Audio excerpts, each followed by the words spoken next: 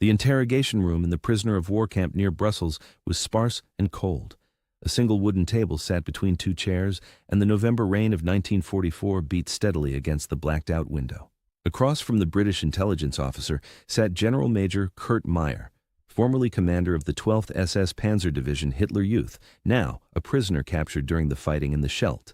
Meyer was 24 years old and already held the rank of Major General, a fanatical Nazi who had built his reputation on the Eastern Front and brought that same ruthlessness to Normandy. He had fought against American, British, and Canadian forces throughout the summer and fall. The intelligence officer was working through routine questions about German defensive positions when he decided to ask something more personal. Which Allied commander did Meyer consider the most dangerous? Meyer did not hesitate. The Canadian, he said. Simons, the intelligence officer, leaned forward, intrigued. Not Patton, not Montgomery. Meyer shook his head. Patton is fast but predictable, he said. Montgomery is careful but slow. The American generals are brave but disorganized. But Simons, Meyer's face took on an expression that the interrogator would describe in his report as genuine respect mixed with something like fear.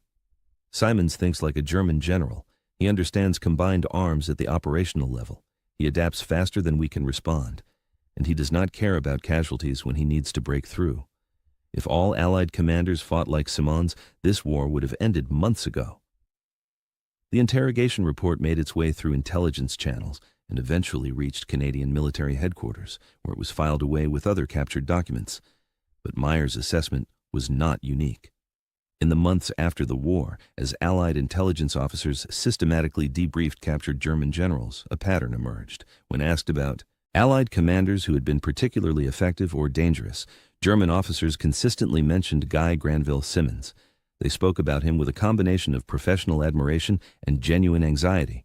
They described him as the one Allied general who consistently surprised them, who forced them to respond reactively rather than implementing their own plans, who seemed to anticipate their moves before they made them. To understand why German generals feared Simons more than commanders who were far more famous, you need to understand what made his approach to warfare fundamentally different from almost every other Allied general. Guy Simons was 31 years old when he took command of the 2nd Canadian Infantry Division in Sicily in 1943, making him one of the youngest divisional commanders in any Allied army. He was not a natural soldier in the traditional sense. He was a thinker, an intellectual who had studied military history and theory with the same intensity that others studied medicine or law. Before the war, he had been an instructor at the Royal Military College in Kingston, where he had developed a reputation for brilliant analysis combined with absolute intolerance for stupidity or incompetence. He had no patience for the gentlemanly traditions of the officer class, no interest in social hierarchy or political maneuvering. He cared only about effectiveness, about finding methods that worked and ruthlessly discarding everything that did not. What separated Simons from his contemporaries was his understanding of how modern warfare had evolved. Most Allied generals in 1944 were still fighting World War I battles with World War II weapons. They thought in terms of linear advances, of breaking through enemy lines with overwhelming artillery, of gaining ground through attrition. This approach worked when you had material superiority, which the Allies usually did, but it was slow and costly and predictable. German commanders had learned to defend against this kind of warfare through mobile reserves, strong points, and counterattacks that exploited the pause after initial Allied advances. The formula was well understood on both sides. Allies would attack with massive artillery preparation. Germans would withdraw from forward positions, wait out the bombardment, then counterattack as the Allied advance lost momentum. Simons rejected this formula completely. He understood that the key to breaking German defenses was not more firepower, but better integration and timing. He pioneered the use of combined arms at a level that most Allied commanders never achieved, coordinating infantry, armor, artillery, and air support in ways that German defenses could not handle.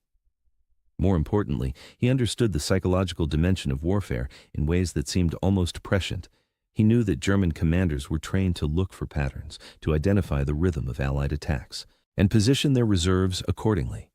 So Simons deliberately created operations that broke every pattern, that violated conventional military wisdom, that forced German commanders to react to situations they had not anticipated and did not understand.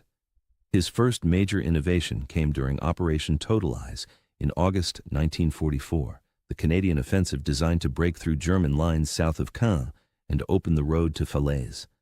Previous attacks in this sector had followed predictable patterns.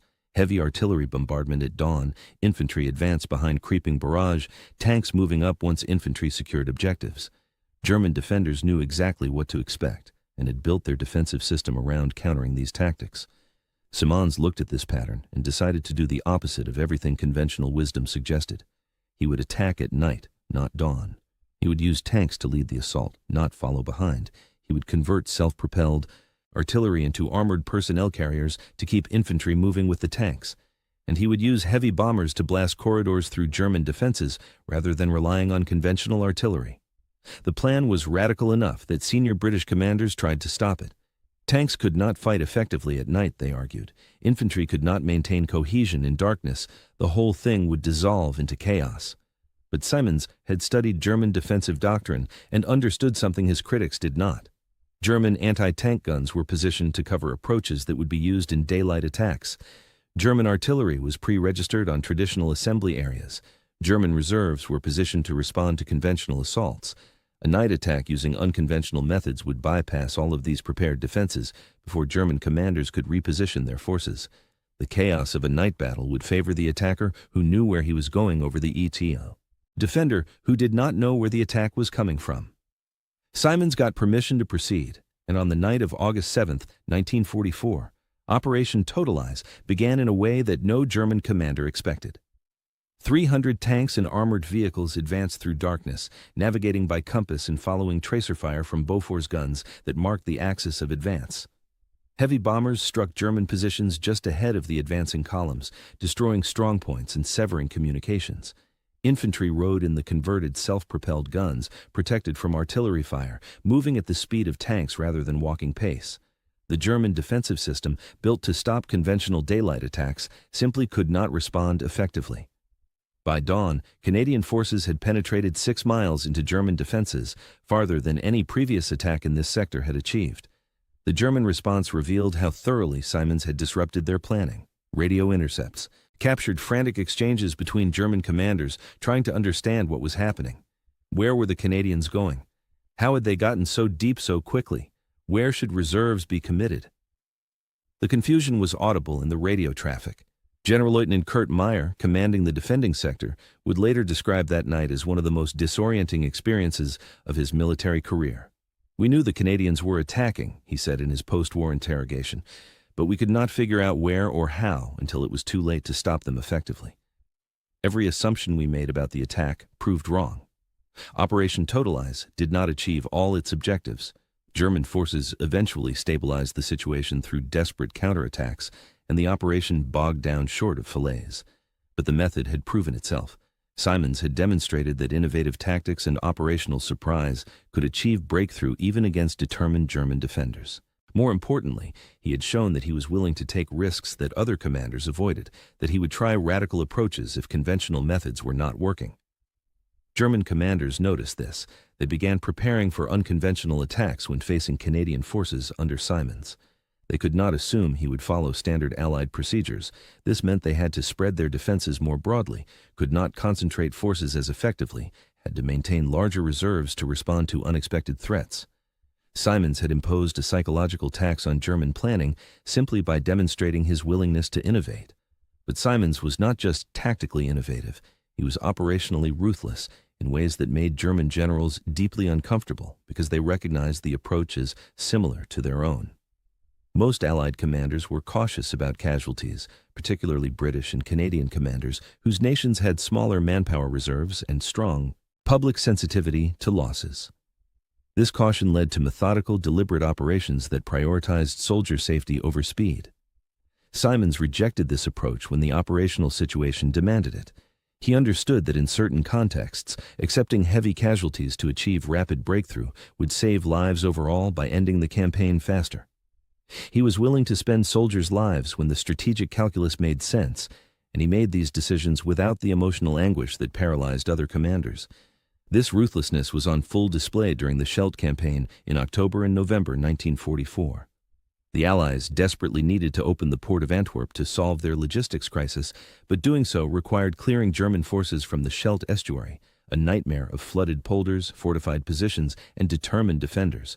The operation promised to be slow, costly, and utterly miserable. Most generals would have approached it with extreme caution, minimizing risks and casualties.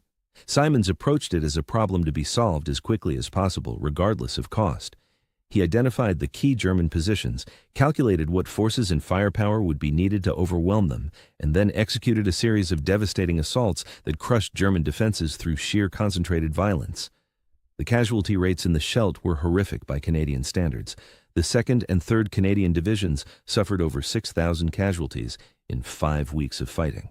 But the operation achieved its objective in less than half the time British planners had estimated. The port of Antwerp opened in late November, ending the Allied logistics crisis and enabling the operations that would eventually win the war. Simons had made a cold calculation that rapid victory justified heavy losses, and events proved him right. But the willingness to make that calculation, to spend lives deliberately rather than accidentally, set him apart from almost every other Allied commander and made German generals recognize him as unusually dangerous. German commanders understood this kind of thinking because it reflected their own training and doctrine. Wehrmacht operational doctrine emphasized accepting casualties to achieve breakthrough and exploitation. German generals were trained to identify the Schwerpunkt, the decisive point where concentrated force could shatter enemy defenses, and to commit reserves ruthlessly to exploit success.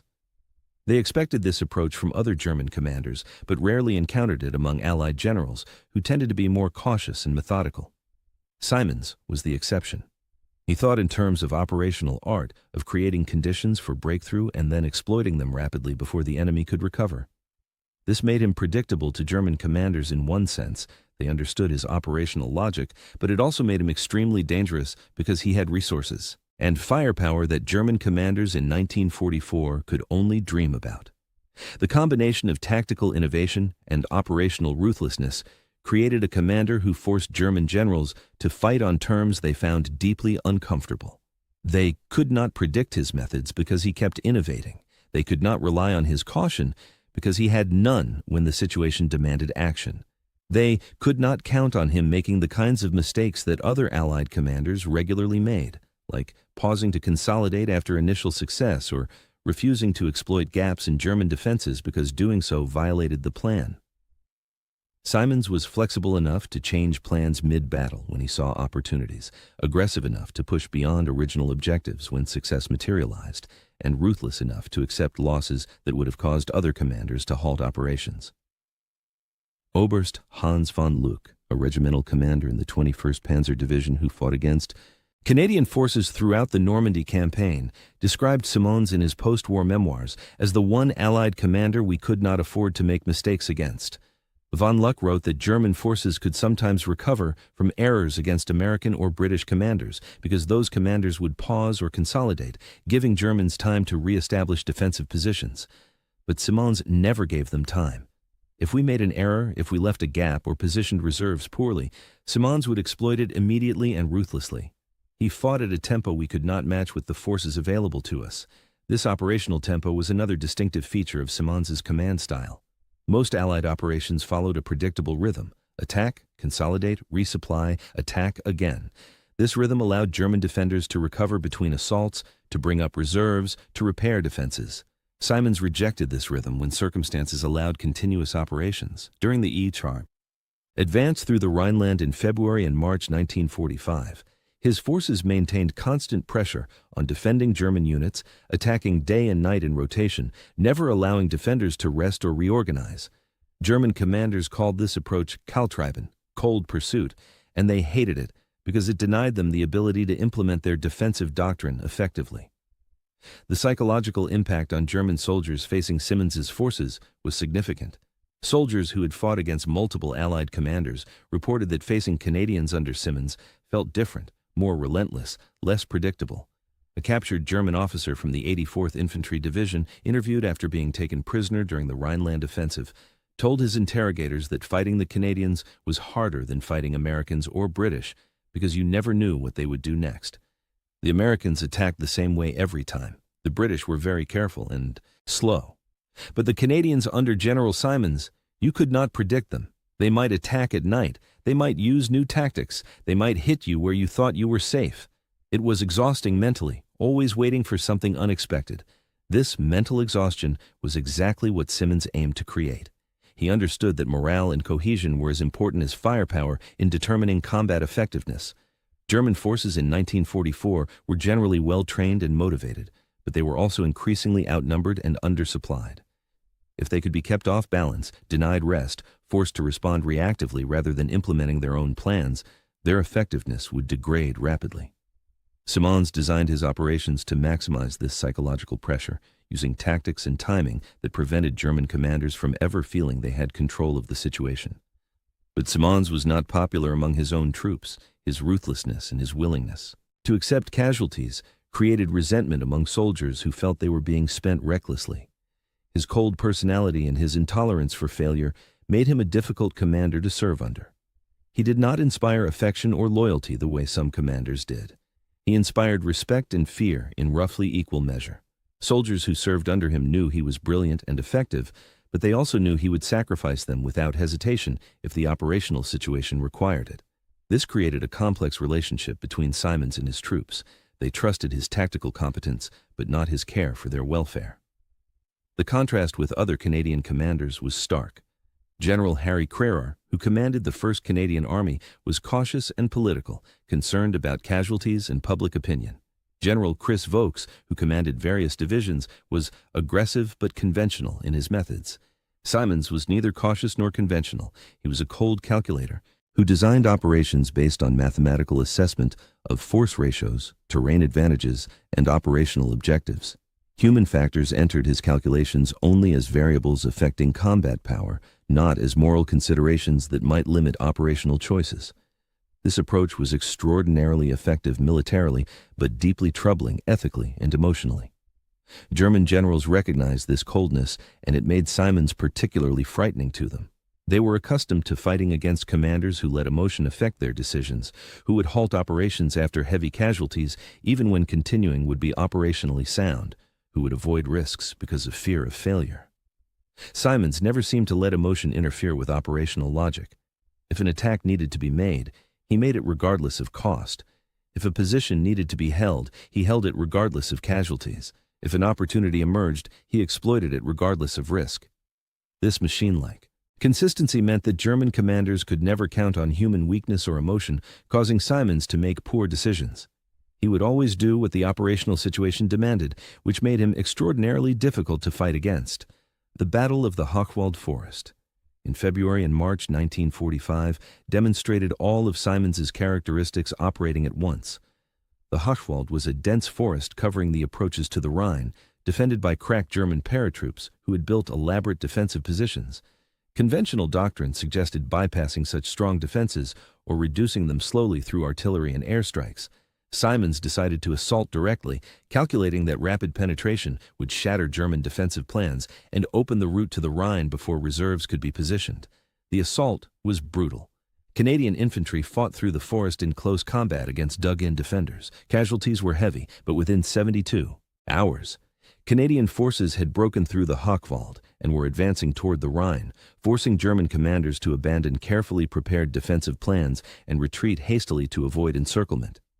General Lieutenant Alfred Schlemm, commanding the 1st Parachute Army defending this sector, reported to his superiors that the Canadian assault had been conducted with uncharacteristic speed and violence, overwhelming our defensive positions before reserves could be effectively committed. Schlemm was a highly experienced commander who had fought on the Eastern Front and in Italy. He had seen aggressive attacks before. But what struck him about Simons's assault through the Hochwald was the combination of careful preparation and ruthless execution.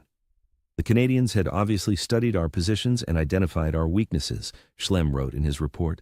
They then attacked those weaknesses with concentrated force at a speed we could not match.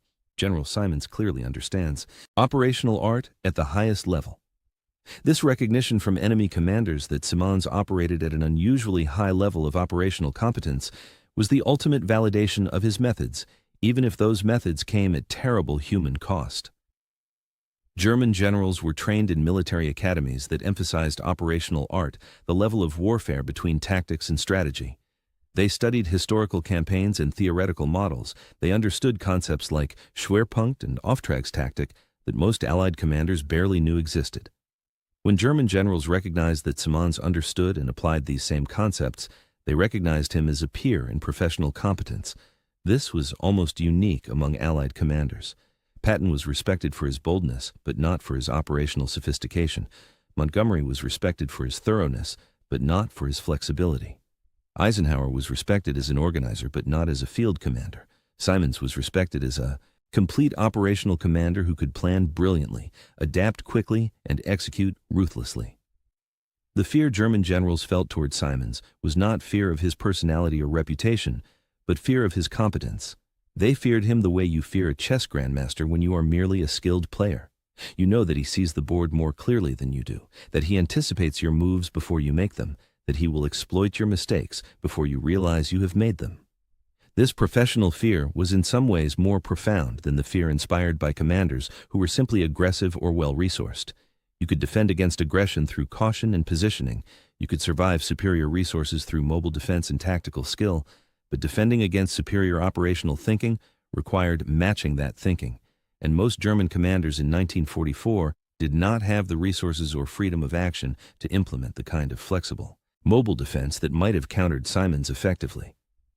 By the final months of the war, German intelligence had built up a detailed profile of Simons and his methods. They knew that when facing Canadian forces under his command, they needed to expect unconventional attacks, rapid exploitation of success, and relentless pressure that would not pause for consolidation. They positioned their reserves differently, maintained larger security forces, and tried to build deeper defensive systems that could absorb breakthrough attempts. But these adjustments required resources and manpower that Germany simply did not have in early 1945. Knowing what Simons would do was not the same as being able to stop him from doing it. German commanders found themselves in the frustrating position of understanding exactly how they were being defeated without having the means to prevent it. After the war, as military historians analyzed the campaigns in Northwest Europe, Simons's innovations gradually became incorporated into Canadian and Allied doctrine. The night attack techniques pioneered in Operation Totalize became standard practice.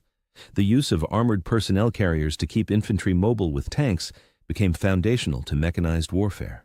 The emphasis on continuous operations to prevent enemy recovery became doctrine for exploitation phases.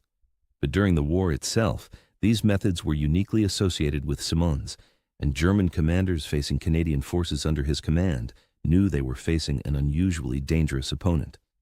The ultimate irony was that Simons remained relatively unknown compared to commanders like Patton, Montgomery, or Bradley. He did not cultivate a public image, did not give memorable speeches, did not build relationships with war correspondents who might publicize his achievements.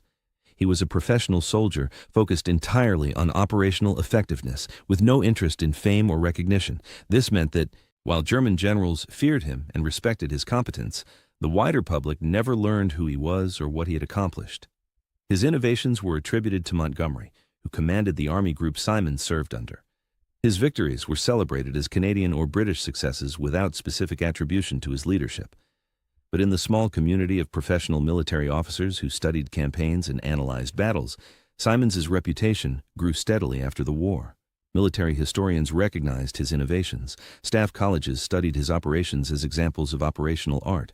German generals who wrote memoirs consistently identified him as one of the most capable Allied commanders they had faced. The gap between his public obscurity and his professional reputation created a strange disconnect.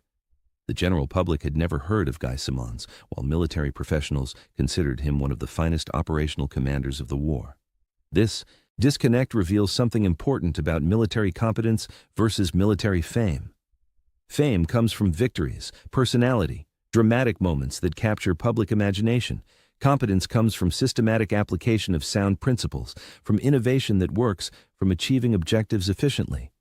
The two do not always correlate. Patton was famous partly because of his personality and his flair for dramatic action, not just because of his military effectiveness. Montgomery was famous partly because Britain desperately needed military heroes, and he was in the right place at the right time. Simons was obscure because he had no personality cult, no talent for self-promotion, no interest in anything beyond professional effectiveness. But to the German generals who had to fight against him, his competence made him more dangerous than commanders who were far more famous. The question of why German generals feared Simons more than any other Allied commander ultimately comes down to the nature of professional respect. German generals understood operational warfare at a level most Allied commanders never reached. They recognized when they were facing someone who operated at that same level of understanding. Simons spoke their professional language, thought in their operational terms, and applied those concepts with resources they could not match. This made him uniquely dangerous in their assessment. He was not just a brave general or a well-supplied general or a lucky general. He was a thinking general who understood the game they were playing and played it better than they could given the resources available on both sides. The legacy of Simons's command style raises uncomfortable questions about the relationship between effectiveness and humanity in warfare. His methods worked brilliantly in military terms. He achieved objectives, won battles, advanced the Allied cause. But his ruthlessness and his willingness to accept heavy casualties troubled many who served under him and troubles historians who study his campaigns. Can we celebrate his military genius while acknowledging the human cost of his methods?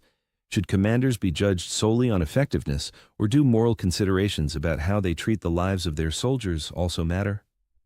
These are questions without easy answers, but they are inescapable when examining Simons' career. What cannot be disputed is that German generals recognized in Simons a commander who operated at the highest level of professional competence, who understood modern warfare in ways that most of his Allied contemporaries did not, and who applied that understanding with a ruthlessness that made him extraordinarily dangerous to fight against. Their fear of him was the fear of professionals recognizing a superior talent, of chess players recognizing a grandmaster, of soldiers knowing they were facing a commander who would make no mistakes they could exploit. That recognition, captured in interrogation reports and post-war memoirs, stands as the most authoritative judgment possible on Simons's military ability. The enemy he defeated respected him more than almost any other Allied commander. That respect was built on fear, but it was fear rooted in genuine understanding of his exceptional competence. Guy Simons may not have been famous, but to those who fought against him, he was unforgettable.